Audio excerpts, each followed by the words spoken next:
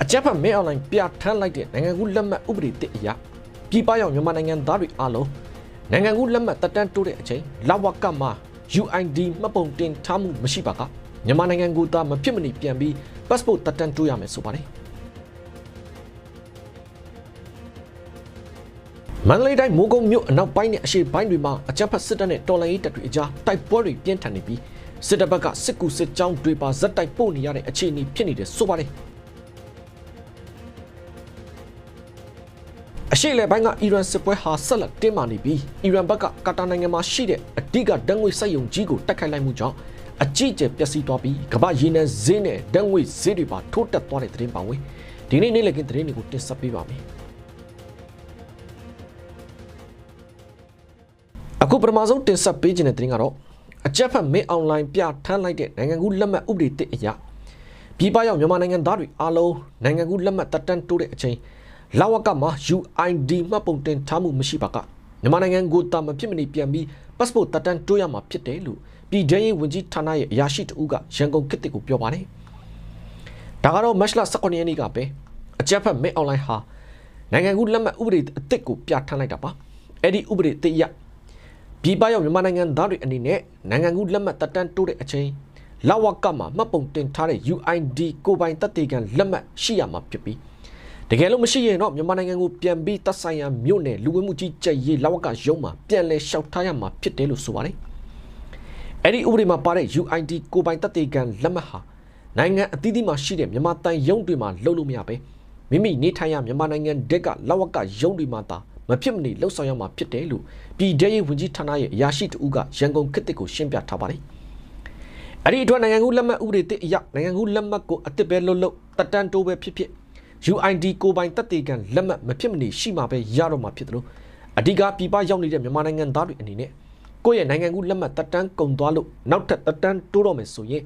အဲ့ဒီ UID လက်မှတ်ရဖို့မြန်မာနိုင်ငံကိုမဖြစ်မနေပြန်ပြီးလုံးမရတော့မှာဖြစ်တယ်လို့ရှင်းပြထားပါတယ်။ဒါအပြင်ပြည်ပနိုင်ငံတွေမှာရှိတဲ့မြန်မာတန်ယုံတွေကောင်စစ်ဝင်ယုံတွေဟာလည်းပြည်ပရောက်မြန်မာနိုင်ငံသားတွေရဲ့နိုင်ငံကူးလက်မှတ်တက်တန်းတိုးတာတွေအပါအဝင်နိုင်ငံကူးလက်မှတ်ထုတ်ပေးတာတွေအတွက်နေပြည်တော်မှာရှိတဲ့မြန်မာနိုင်ငံကူးလက်မှတ်ထုတ်ပေးရေးရုံးအဖွဲ့အစည်းကိုမဖြစ်မနေတင်ပြရမှာဖြစ်ပြီ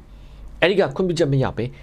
နိုင်ငံတကာမှာရောက်နေတဲ့မြန်မာတွေကိုနိုင်ငံကူးလက်မှတ်တက်တန်းတိုးတာတွေအသစ်ထုတ်ပေးတာတွေလောက်ခွင့်မရှိတော့ဘူးလို့သိရပါတယ်။ဒါအပြင်နိုင်ငံကူးလက်မှတ်တွေကို electronic passport ပြောင်းလဲတဲ့အချိန်ရောက်ရင်လေ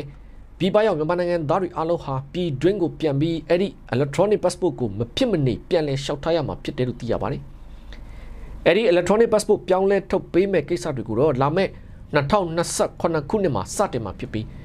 လက်ရှိမြန်မာနိုင်ငံကူလက်မှတ်ထုတ်ပေးတဲ့ကိစ္စတွေကိုနေပြည်တော်ကသာအဓိကထိန်းချုပ်ထားတာဖြစ်တယ်လို့ပြည်ထောင်ရေးဝန်ကြီးဌာနရဲ့အရာရှိတဦးကရန်ကုန်ခေတ်တစ်ကိုပြောထားပါတယ်ခင်ဗျ။တစ်ဖက်မှာတော့မန္တလေးတိုင်းမိုးကုတ်မြို့အနောက်ပိုင်းနဲ့အရှေ့ပိုင်းတွေမှာအကြမ်းဖက်စစ်တပ်နဲ့တော်လှန်ရေးတပ်တွေကြားတိုက်ပွဲတွေပြင်းထန်နေပြီးစစ်တပ်ဘက်ကစစ်ကူစစ်ကြောင်းတွေပါဇက်တိုက်ပို့နေရတဲ့အခြေအနေဖြစ်နေတယ်လို့သိရပါတယ်။ဒါကိုတော့ဒေသခံပြည်သူတွေကိုယ်တိုင်အဲ့ဒီမှာဖြစ်ပျက်နေတဲ့အခြေအနေတွေကိုရန်ကုန်ခေတ်တစ်စီဆက်သွယ်ပြောဆိုလာကြတာပါ။မတ်လ18ရက်နေ့ဖြစ်တဲ့မနေ့ကဆိုရင်မိုးကုတ်မြို့အနောက်ပိုင်းမှာရှိတဲ့ဘော်ပဒန်ကျေးရွာနဲ့ကြောက်စင်ကျေးရွာဘက်တွေမှာပါအကြမ်းဖက်စစ်တပ်နဲ့တော်လှန်ရေးတပ်တွေအကြားတိုက်ပွဲတွေအပြင်းထန်ဖြစ်ပွားနေကြတယ်ဆိုပါတယ်။ဒါအပြင်တစ်ဖက်ကမိုးကုတ်မြို့အရှေ့ပိုင်းမှာလည်းတိုက်ပွဲတွေဖြစ်ပွားနေကြသလိုအဲ့လိုတိုက်ပွဲဖြစ်ပွားရာနေရာတွေကိုစစ်တပ်ဘက်ကစစ်ကူစစ်ကြောင်းတွေဇက်တိုက်ပို့နေရတဲ့အခြေအနေတွေဖြစ်နေတယ်လို့လည်းဒေသခံတွေကပြောထားပါတယ်။အဲ့ဒီလိုမိုးကုတ်မြို့နဲ့အရှေ့ပိုင်းရောအနောက်ပိုင်းရောတိုက်ပွဲတွေဖြစ်ပွားနေတဲ့အတန်တွေကိုမိုးကုတ်မြို့နေပြည်သူတွေလည်းအတိုင်းသားကြားနေရပြီးမြို့မှာရှိတဲ့စစ်တပ်ကလည်းစစ်ကူစစ်ကြောင်းတွေတစ်ခုပြီးတစ်ခုလွတ်ဖို့လုပ်နေရတဲ့အခြေအနေတွေကိုမြင်တွေ့နေရတယ်လို့ဒေသခံပြည်သူတို့ကရှင်းပြထားပါတယ်။အဲ့ဒီမိုးကုတ်မြို့နယ်မှာအကြမ်းဖက်စစ်တပ်နဲ့တော်လှန်ရေးတပ်တွေအကြားမတ်လ10ရက်နေ့ကစပြီးတိုက်ပွဲတွေဇက်တိုက်ဖြစ်ပွားနေတဲ့အကြောင်းအဲ့ဒီတိုက်ပွဲတွေအတွင်းစစ်တပ်ဘက်ကတော်တော်ကိုအထိနာနေတဲ့အကြောင်းနဲ့အဲ့ဒီကစစ်သားမသားအလောင်းတွေနဲ့ဒဏ်ရာရတဲ့သူတွေကိုစစ်ကားတွေနဲ့တည်ပြီးမိုးကုတ်မြို့ပေါ်ပြန်တည်လာကြတာဟာနေ့စဉ်လိုလိုကိုဖြစ်ပွားနေတဲ့အကြောင်းတွေကိုဒေသခံတွေကပြောထားကြပါတယ်ခင်ဗျ။တစ်ဖက်မှာလည်းမန္တလေးတိုင်းကမြင်းကျန်နဲ့မတရားမြို့နယ်တွေမှာအကြမ်းဖက်စစ်တပ်စစ်ကြောင်းကိုတော်လှန်ရေးတပ်တွေကကြားဖြတ်တိုက်ခိုက်မှုအတွင်းစစ်တပ်ဘက်ကစစ်ဗိုလ်တို့အပါအဝင်စစ်သား9ဦးကတော့အသီးသီးတေကုန်ကြပြီးဒဏ်ရာရတဲ့သူတချို့လည်းမန္တလေးစေယုံအထိပို့ထားကြတယ်လို့ဒေသခံတော်လှန်ရေးတတိယရင်းမြစ်ကရန်ကုန်ခေတ်ကိုပြောပါတယ်။မြင်းကျန်မြို့နယ်ကဖြစ်စဉ်ကတော့မတ်လ15ရက်နေ့ကပဲဂျေဝါရီဘတ်စစ်ကြောင်းထိုးလာတဲ့အကြမ်းဖက်စစ်တပ်ကို ဒေါ်လာရေးတပ်တွေကကဘာနီကျေးရွာနဲ့နေကြားကျေးရွာအကြားမှာကြားဖြတ်တိုက်ခိုက်ချေမှုန်းခဲ့တယ်ဆိုပါတယ်အဲ့ဒီလိုတိုက်ခိုက်မှုတွေအတွင်းစစ်တပ်ဘက်ကစစ်ဗိုလ်တို့အပါအဝင်စစ်သား9ဦးကတော့အသီးသီးတေကုန်ကြတဲ့အပြင်ဒဏ်ရာရတဲ့သူတွေပါတော်တော်များသွားပြီးတဲ့နောက်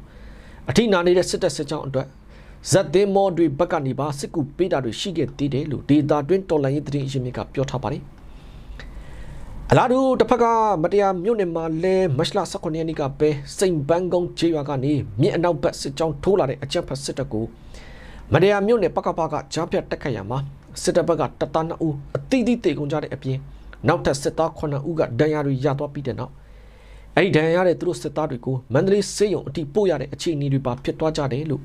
မတရားမြို့နယ်ပကဖအဖွဲ့ကနေသတင်းထုတ်ပြန်ထားပါတယ်လက်ရှိမြင်းညံနဲ့မတရားမြို့နယ်ဘက်တွေမှာတော်လိုင်းရေးတပ်တွေထိန်းချုပ်ထားတဲ့နေမြေနဲ့စစ်တပ်ကတပ်ဆွဲထားတဲ့နေရာတွေဆိုတာမျိုးနှစ်ဖက်ရှိနေပြီးစစ်တပ်ကလည်းတော်လိုင်းရေးတပ်တွေရဲ့နေမြေတွေကိုရရင်ရတယ်လို့စစ်ကြောင်းထိုးတာတွေလုံးလိရှိသလိုဒေါ်လာရေးတပ်တွေကလည်းအဲ့ဒီစစ်တပ်စစ်ကြောင်းတွေကိုအခုလိုပဲတံပြန်တိုက်ခိုက်ချေမှုန်းမှုတွေဟာအမြဲလိုရှိနေတယ်လို့ဒေတာတွင်းသတင်းအရင်းမြစ်ကပြောထားပါသေးတယ်ခင်ဗျတစ်ဖက်မှာလည်းမကွေးတိုင်းပေါက်မြို့နယ်ကအကြမ်းဖက်စစ်တပ်ရဲ့ကပ္ပစ24အတွက်ရိတ်ခါလာပို့တဲ့စစ်တပ်စစ်ကြောင်းကိုဒေါ်လာရေးတပ်တွေကကြားဖြတ်တိုက်ခိုက်မှုအတွင်းစစ်တပ်ဘက်က3ကတော့အသီးသီးတေကုန်ကြတဲ့အပြင်တိုက်ပွဲတွေကနေတနက်တလက်ကူပါတင်းစီရရှိထားတယ်လို့စိတ်ပြူပြောက်ကြားတကူတော့ကြားစုတပ်ဖွဲ့ရဲ့ကိုကြားစုကရန်ကုန်ကစ်တစ်ကိုပြောပါတယ်ဖြစ်စဉ်ကတော့မတ်လ12ရက်နေ့နဲ့13ရက်နေ့တွေမှာပဲပေါင်းမြို့နယ်ကအကြမ်းဖက်စစ်တပ်ရဲ့ကပ္ပစ24အတွက်ရိတ်ခါလာပို့တဲ့စစ်တပ်စစ်ကြောင်းကိုဒေါ်လာရေးတပ်တွေကပသိမ်မုံရွာလမ်းမကြီးတစ်လျှောက်ကြားဖြတ်တိုက်ခိုက်ချေမှုန်းခဲ့တယ်ဆိုပါတယ်အဲ့လိုတိုက်ခိုက်မှုတွေအတွင်း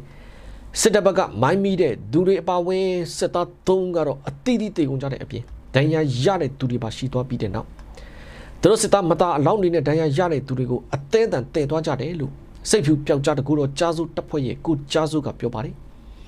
အိမ်နောက်တိုက်ပွဲဖြစ်ပွားရနေရာကိုဒေါ်လာရေးတပ်တွေကနေမြေရှင်းလင်းရေးလုပ်တဲ့အချိန်မှာတော့ဒဏ်ရာရစစ်သားတွေကိုအသေးအံဆေးကုပြီးမှတည်သွားတဲ့အခြေအနေတွေပါတွေ့ရတဲ့အပြင်တနက်တလက်ကိုလည်းတင်းစီရရှိခဲ့တယ်လို့သိရပြီးစစ်တပ်စစ်ကြောင်းကတော့ကပ္ပစ24တဲ့ရောက်သွားပြီလို့ကိုကြားစုကဆက်ပြီးပြောထားပါတယ်လက်ရှိပေါမြို့နယ်မှာအကြမ်းဖက်စစ်တပ်ဟာစစ်ကြောင်းထိုးတာတွေကိုခက်ဆစ်စိတ်လှုပ်လာတဲ့အတွက်ဒေသခံကျေးရွာနေပြည်သူတွေလည်းစစ်ပေးရှောင်ရတာတွေရှိနေသလိုတော်လှန်ရေးတပ်တွေနဲ့စစ်တပ်စစ်ကြောင်းတွေဟာလည်းမြေပြင်မှာစစ်ရေးတင်းမာမှုတွေဇက်တိုက်ရှိနေကြတယ်လို့ဒေတာတွင်းသတင်းရင်းမြစ်ကပြောထားပါသေးတယ်ခင်ဗျာတစ်ဖက်မှာတော့စကိုင်းတိုင်းမင်းကင်းမြို့နယ်မှာအကြမ်းဖက်စစ်တပ်လက်အောက်ခံပြူစောတီတန်းထွန်းဆိုတဲ့သူကိုတော်လှန်ရေးတပ်တွေကအရှင်ဖမ်းမိထားပြီးတရား6မြို့နယ်မှာလည်းစစ်မှုထမ်းတပ်သား1ဦးအလင်းဝင်ရောက်လာတယ်လို့သိရပါတယ်စကိုင်းတိုင်းမင်းကင်းမြို့နယ်မှာတော့မတ်လ18ရက်နေ့ဖြစ်တဲ့မနေ့ကပဲမင်းကျေးရွာကနေထွက်လာတဲ့ပြူစောတီတွေကိုကျောင်းသားတော်လှန်ရေးတပ်တော် SRF အဖွဲ့ကကင်းလဲတဲ့အချိန်ထိတ်တိုက်တွေ့ပြီးပြစ်ခတ်မှုဖြစ်ပွားခဲ့တယ်လို့ SRF တပ်ဖွဲ့ကပြောပါတယ်အဲ့လိုတိုက်ခိုက်မှုအတွင်းစစ်တပ်လောက်ခံပြူစောတီတန်းထွန်းဆိုတဲ့သူကိုတော်လှန်ရေးတပ်တွေကအရှင်ဖမ်းဆီးရမိခဲ့ပြီးနေမိုင်းတစ်လုံးကိုပါတင်စီရရှိခဲ့တယ်ဆိုပါတယ်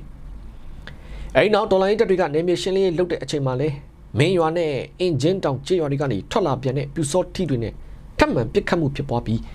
းအဲဒီမှာလည်းပြူစောတီ4ဦးဒဏ်ရာတွေရသွားပြီးတော့ပြန်ဆုတ်ပြေးသွားကြတယ်လို့ SRF တပ်ဖွဲ့ကပြောထားပါတယ်။တစ်ဖက်ကတင်းနိုင်တိုင်း6မြို့နယ်မှာတော့မတ်လ16ရက်နေ့ကပဲအကြမ်းဖက်စစ်တပ်ရဲ့ခလာရ60တရင်မှာအပုတ်ခံထားရတဲ့စစ်မှုထမ်းတပ်သား1ဦးဟာ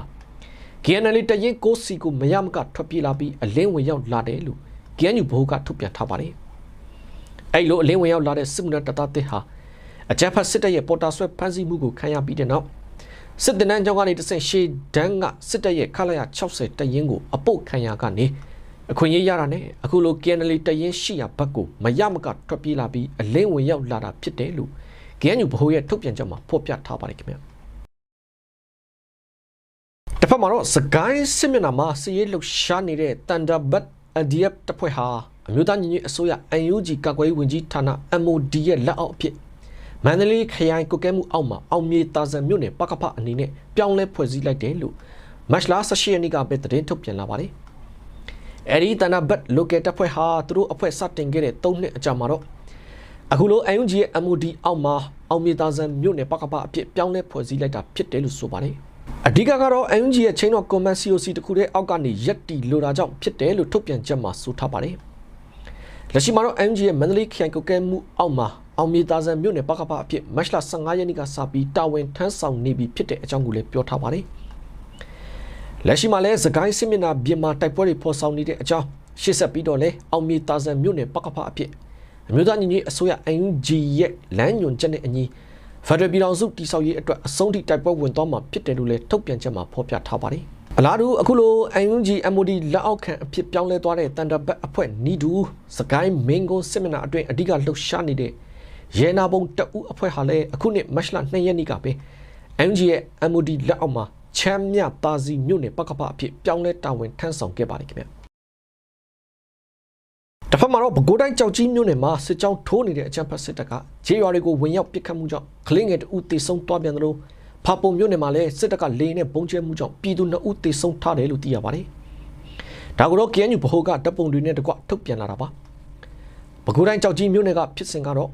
မတ်လ18ရက်နေ့ကပဲအကြမ်းဖက်စစ်တပ်ဟာဇရက်ခင်နန်ဇာလင်းနဲ့တဲပြူကျေးရွာတွေကိုစစ်ကြောင်းထိုးလာပြီးတဲ့နောက်ဇရက်ခင်ကျေးရွာကကလေးငယ်အပါဝင်မိသားစုဝင်ပြည်သူ3ဦးကိုအကြောင်းမဲ့ပစ်ခတ်ခဲ့ကြတယ်ဆိုပါတယ်။အဲ့ဒီမှာအသက်2နှစ်အရွယ်သားရှိသေးတဲ့ကလေးငယ်လေးဟာစစ်တပ်ကပစ်ခတ်တဲ့တနက်ကြီးထိမှန်ပြီးတေဆုံးသွားခဲ့ရတယ်လို့ကျန်တဲ့မိသားစုဝင်2ဦးကဒဏ်ရာတွေရထားတယ်လို့ KNU ဗဟိုရဲ့ထုတ်ပြန်ချက်မှာဖော်ပြထားပါတယ်။အဲ့လိုအကြမ်းဖက်စစ်တပ်ကကျေးရွာတွေကိုစစ်ကြောင်းထိုးတာတွေပြည်သူတွေကိုပစ်ခတ်တာတွေပါလုပ်နေတဲ့အတွက်လက်ရှိတဲပြူရွာတစ်ရွှေတဲစုပေါကုန်းတဲပြူရွာဟောင်းဇရက်ခင်နန်ဇာလီရွာသားယာနဲ့တစ်တဲကြီးရွာတွေကပြည်သူတွေဟာဘေးလို့ယာတွေကိုထွက်ပြေးတိမ်းရှောင်နေရတယ်လို့ဆိုပါတယ်။တစ်ဖက်ကဖပုံခိုင်ဖြစ်စဉ်ကတော့မတ်လ10ရက်နေ့နဲ့17ရက်နေ့ဒီမှာပဲအကြမ်းဖက်စစ်တပ်ဟာဘူးတုံမြို့နယ်မှာရှိတဲ့နီဒိုထကြီးရွာနဲ့ဒွဲလုံးမြို့နယ်ကမာလီလာကြီးရွာတွေကိုလေကြောင်းကနေပုံကျဲတိုက်ခိုက်သွားမှုကြောင့်ပြည်သူ2ဦးသေဆုံးထားတဲ့အပြင်နောက်ထပ်ပြည်သူ73ဦးကဒဏ်ရာတွေရထားရုံကခရီးယန်တမဂျက်စာတင်ကြောင်းတစ်ကြောင်းနဲ့နေအိမ်22လုံးနဲ့ပျက်စီးထားတယ်လို့ KNU ဘိုးကထုတ်ပြန်ထားပါတယ်ခင်ဗျအခုတခါနိုင်ငံတကာသတင်းတွေပတ်မှာတော့အရှိလေပိုင်းကအီရန်စစ်ပွဲဟာဆက်လက်တင်းမာနေပြီးအီရန်ဘက်ကကာတာနိုင်ငံမှာရှိတဲ့အဓိကတန်းငွေစက်ရုံကြီးကိုတိုက်ခိုက်လိုက်မှုကြောင့်အကြီးအကျယ်ပျက်စီးသွားပြီးကမ္ဘာရေနံဈေးနဲ့တန်းငွေဈေးတွေပါထိုးတက်သွားပါတယ်လက်ရှိကာတာနိုင်ငံရဲ့အဓိကတန်းငွေထုတ်လို့ရနေရာဖြစ်တဲ့ Raslafan စက်ရုံဝင်းကိုအီရန်ကဒုံးကျည်တွေနဲ့တိုက်ခိုက်လိုက်မှုကြောင့်အကြီးအကျယ်ပျက်စီးသွားပြီလို့ကာတာအစိုးရဘက်ကတရားဝင်ထုတ်ပြန်ပြောဆိုလိုက်ပါတယ်။အဲ့လိုအီရန်ရဲ့တိုက်ခိုက်မှုအပြီးမှာတော့ကာတာအစိုးရဟာသူတို့နိုင်ငံထဲမှာရှိတဲ့အီရန်တန်ယုံကစစ်ဘက်ဆိုင်ရာနဲ့လုံခြုံရေးဆိုင်ရာအရာရှိတွေကိုလက်မခံနိုင်တော့ဘူးဆိုပြီးနှင်ထုတ်လိုက်ပါတယ်။မတ်လ18ရက်နေ့ဖြစ်တဲ့မနေ့ကထုတ်ပြန်တဲ့ကာတာနိုင်ငံဂျာယီဝန်ကြီးဌာနရဲ့ထုတ်ပြန်ချက်ထဲမှာRaslafan စက်ရုံကိုပြစ်မှတ်ထားတဲ့အီရန်ရဲ့ပြောင်းကျတိုက်ခိုက်မှုကိုပြင်းပြင်းထန်ထန်ကန့်ကွက်ရှုံချလိုက်ပြီးဒီတိုက်ခိုက်မှုကြောင့်မိလောင်မှုတွေဖြစ်ပွားရုံနဲ့မကစက်ရုံဝင်းတစ်ခုလုံးနဲ့အကြီးအကျယ်ပျက်စီးသွားခဲ့ရတယ်လို့ဖော်ပြထားပါတယ်။ကာတာပြည်ထရေးဝန်ကြီးဌာနကတော့လက်တော်မှာမိကိုထိန်းချုပ်နိုင်ပြီဖြစ်ကြောင်းနဲ့လူထိခိုက်ဒဏ်ရာရတာမျိုးမရှိဘူးလို့ပြောထားပါတယ်။ဒီတိုက်ခိုက်မှုဟာအစ္စရေးကအီရန်ရဲ့ဒဏ်ငွေမြေကိုတိုက်ခိုက်ခဲ့တဲ့အပေါ်လက်တုံ့ပြန်တဲ့အနေနဲ့ဆိုပြီးဘာမှမဆိုင်တဲ့ကာတာနိုင်ငံကအဓိကဓာတ်ငွေစက်ရုံကြီးကိုအီရန်ကတိုက်ခိုက်ပြတဲ့အခြေအနေဟာအိန္ဒိယနိုင်ငံတွေကိုအီရန်ဘက်ကချင်းချောက်နေတာဖြစ်တယ်လို့လည်းသုံးသပ်ထားကြပါတယ်။လက်ရှိအမေရိကန်၊အစ္စရေးနဲ့အီရန်တို့ကြားဖြစ်ပွားနေတဲ့စစ်ပွဲရဲ့နောက်ဆက်တွဲကြက်တွေဟာပိုပြီးပြင်းထန်လာနေပါတယ်။အီရန်ဟာကာတာနိုင်ငံရဲ့ရေနံဓာတုစက်ရုံ၊ဆော်ဒီအာရေဗျရဲ့ရေနံချက်စက်ရုံနဲ့ UAE ရဲ့ဓာတ်ငွေမြေတွေကိုပါတိုက်ခိုက်မယ်လို့ချင်းချောက်ထားပါသေးတယ်။လက်ရှိအီရန်ရဲ့တိုက်ခိုက်မှုကြောင့်မိလောင်ပျက်စီးသွားတဲ့ကာတာနိုင်ငံရဲ့အဓိကဓာတ်ငွေစက်ရုံဟာအာရှနဲ့ဥရောပဈေးကွက်အတွက်အလွန်အရေးပါတဲ့စက်ရုံဖြစ်တယ်လို့သိရပါတယ်။လက်ရှိမှာတော့ကာတာနိုင်ငံကအဲ့ဒီဓာတ်ငွေထုတ်လုပ်မှုတွေကိုရပ်ဆိုင်းထားရတာကြောင့်လက်တလုံးမှာပစ္စည်းပြက်လက်တာမျိုးအထိမဖြစ်လာသေးပေမဲ့ဒေတာတွင်းလျှက်စစ်စွမ်းအင်ထောက်ပံ့မှုအပေါ်ဖိအားဖြစ်စေနိုင်တယ်လို့လည်းစီးပွားရေးကျွမ်းကျင်သူတွေကပြောပါတယ်။အထူးသဖြင့်ရုရှားယူကရိန်းစစ်ပွဲကြောင့်အရှေ့အလယ်ပိုင်းက LNG ကိုအဓိကအားကိုးနေရတဲ့ဂျာမနီနဲ့ဥရောပသမဂ္ဂအပြင်ဂျပန်တူရကီနဲ့အိန္ဒိယနိုင်ငံတွေအနေနဲ့လည်းအဓိကထိခိုက်နိုင်တယ်လို့ဆိုပါတယ်။လောလောဆယ်အီရန်ရဲ့တိုက်ခိုက်မှုကြောင့်ကာတာနိုင်ငံမှာရှိတဲ့အဓိကဓာတ်ငွေစက်ရုံကြီးအကြီးအကျယ်ပျက်စီးသွားပြီးတဲ့နောက်မှာပဲကမ္ဘာရေနံဈေးနဲ့ဓာတ်ငွေဈေးတွေပါထိုးတက်သွားပြီးဒါဟာစီးပွားရေးအားနည်းတဲ့နိုင်ငံငယ်လေးတွေအတွက်တော့ဈေးနှုန်းတက်တဲ့ဒဏ်ကိုအဆိုးရွားဆုံးခံစားရနိုင်တယ်လို့လည်းသုံးသပ်မှုတွေရှိနေပါတယ်ခင်ဗျာ။တစ်ဖက်မှာတော့လက်ရှိအရှေ့အလယ်ပိုင်းကအီရန်စစ်ပွဲနဲ့စီးပွားရေးမရေရာမှုတွေကြောင့်အမေရိကန်ဗဟိုဘဏ်ကအတိုးနှုန်းကိုအပြောင်းလဲမလုပ်ဘဲထိန်းထားတယ်လို့သိရပါတယ်။လက်ရှိအမေရိကန်ဗဟိုဘဏ်ဟာအီရန်စစ်ပွဲရဲ့ရိုက်ခတ်မှုတွေနဲ့စီးပွားရေးမရေရာမှုတွေကြောင့်အတိုးနှုန်းကို 3.5 ကနေ 3.75 ရာခိုင်နှုန်းအတွင်းမှာပဲဆက်ပြီးထိန်းထားဖို့ဆုံးဖြတ်လိုက်ပါတယ်။ ဒါဟာ2026ခုနှစ်အတွင်းဒုတိယအကြိမ်မြောက်အတိုးနှုန်းကိုမပြောင်းလဲပဲထားရှိတာလည်းဖြစ်ပါလေလက်ရှိအမေရိကန်ဗဟိုဘဏ်ဥက္ကဋ္ဌပါဝဲဦးဆောင်တဲ့ကမ္ဘာကတော့အလောက်ကန်ရရှိမှုအခြေအနေအေးဆက်လာတာနဲ့ကုန်စည်နှုန်းတွေတက်လာတာကြောင့်အခုလိုဆုံးဖြတ်ရတာဖြစ်တယ်လို့ဆိုပါတယ်အထူးသဖြင့်အီရန်စစ်ပွဲကြောင့်ကုန်စည်နဲ့ဝန်ဆောင်မှုစရိတ်တွေမြင့်တက်လာပြီးငွေကြေးဖောင်းပွားမှုကသူတို့သတ်မှတ်ထားတဲ့2%ထက်ပိုများနေလို့ဖြစ်ပါတယ်စီးပွားရေးပညာရှင်တွေကတော့သမ္မတထရန့်ရဲ့အခွန်တိုးမြင့်မှုမူဝါဒနဲ့အီရန်စစ်ပွဲကြောင့်ကုန်စည်နှုန်းတွေတိတိတသားတက်လာတယ်လို့ထောက်ပြနေကြပါတယ်အထူးသဖြင့်စွမ်းအင်စည်းနှုန်းတွေဟာဒီစစ်ပွဲကြောင့်2.3%လောက်တက်လာပြီးဓာတ်ဆီဈေးကလည်းတစ်လအတွင်းမှာတကားလန်ကို$3.84အထိအဆမတန်မြင့်တက်သွားခဲ့ပါတယ်လက်ရှိအီရန်စစ်ပွဲဒက်ကဟိုမို့စ်ရေလက်ကြားတင်းမာမှုတွေကြောင့်ဒီဈေးနှုန်းတွေကနောက်ထပ်တက်လာအောင်မဲ့အလားအလာရှိနေတယ်လို့လည်းဆိုပါတယ်လက်ရှိအမေရိကန်ဗဟိုဘဏ်အနေနဲ့ကတော့အီရန်စစ်ပွဲနဲ့စီးပွားရေးမရေရာမှုတွေကြောင့်ကုန်စည်နှုန်းထိန်းချုပ်ဖို့နဲ့အလောက်ကန်ရရှိအောင်လှုံ့ဆော်ဖို့ကြားမှာတကယ့်ကိုအကျက်ရိုက်နေတဲ့အနေအထားဖြစ်တယ်လို့လည်းဆိုနေကြပါတယ်လက်ရှိဗဟိုဘဏ်ဥက္ကဋ္ဌပါဝဲရဲ့တပ်တန်းဟာမေလမှာကုန်ဆုံးတော့မှာဖြစ်ပြီးသမ္မတထရန့်ကတော့အတိုးနှုန်းကိုမြဲမချပေးတဲ့အတွက်ပါဝဲကိုအမြဲတမ်းဝေဖန်နေတာပါထရန့်ကသူ့ရဲ့ Truth Social မှာဒီပါဝဲတယောက်ဘတော့မှအတိုးနှုန်းချမှလဲဆိုပြီးတော့တောင်းမေးခွန်းထုတ်ခဲ့ပါသေးတယ်လောလောဆယ်တော့အီရန်စစ်ပွဲနဲ့စီးပွားရေးမရေရာမှုတွေကြောင့်အမေရိကန်ဗဟိုဘဏ်ကအတိုးနှုန်းကိုအပြောင်းလဲမလုပ်ပဲထိန်းထားဆဲဖြစ်တယ်လို့သိရပါတယ်ခင်ဗျတစ်ဖက်မှာတော့အီရန်စစ်ပွဲကြီးရဲ့ကြားကပဲဂျပန်ဝန်ကြီးချုပ်တာကာအီချီဟာအမေရိကန်နိုင်ငံကိုတွားရောက်ပြီးသမ္မတထရန့်နဲ့တွေ့ဆုံမှာဖြစ်တယ်လို့သိရပါတယ်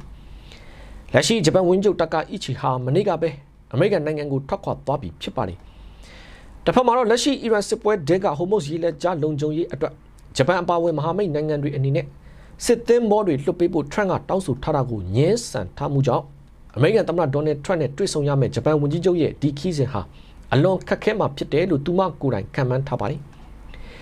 ်ဒီခရီးစဉ်ဟာမူလကတော့ကုန်သွယ်ရေးနဲ့အာရှမှာတရုတ်ရဲ့ဩဇာလွှမ်းမိုးလာမှုကိုဟန်တားဖို့ဆွေးနွေးမှာဖြစ်ပေမဲ့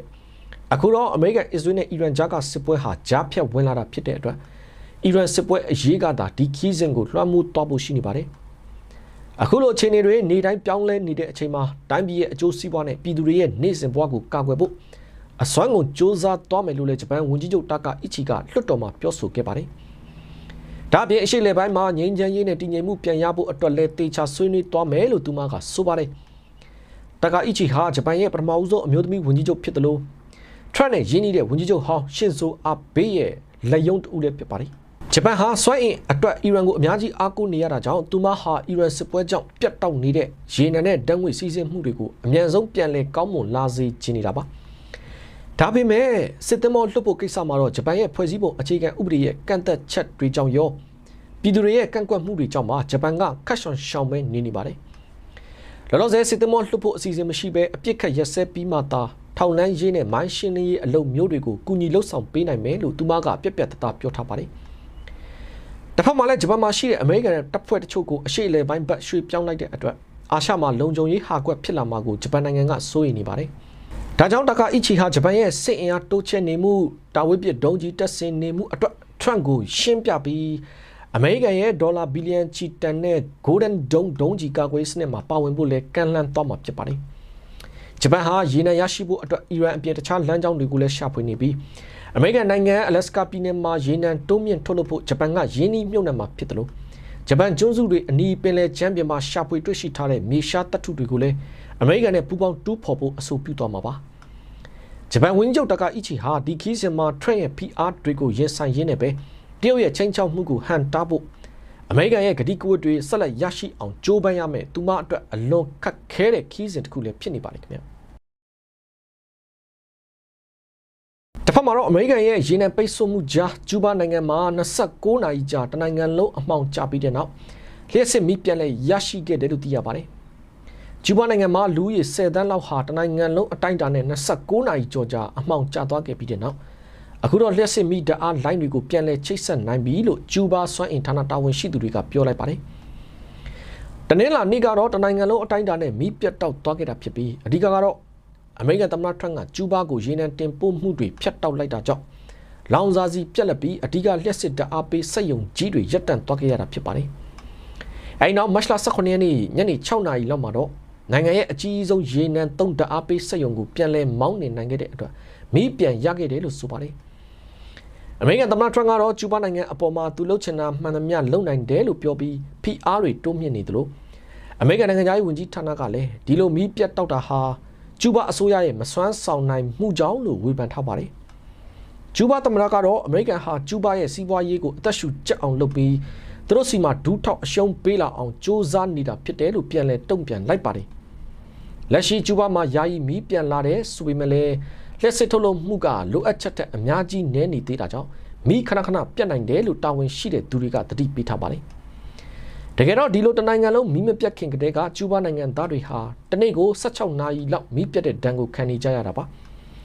ကျူးဘားနဲ့အမေရိကန်တို့ဟာဒီအကြက်တဲကိုဖြည့်ရှင်းဖို့အတွက်ဆွေးနွေးမှုတွေစတင်နေပြီလို့လည်းသိရပေမဲ့နှစ်ဖက်စလုံးကအသေးစိတ်ကိုတော့ထုတ်ဖော်ပြောဆိုတာမရှိသေးပါဘူးခင်ဗျ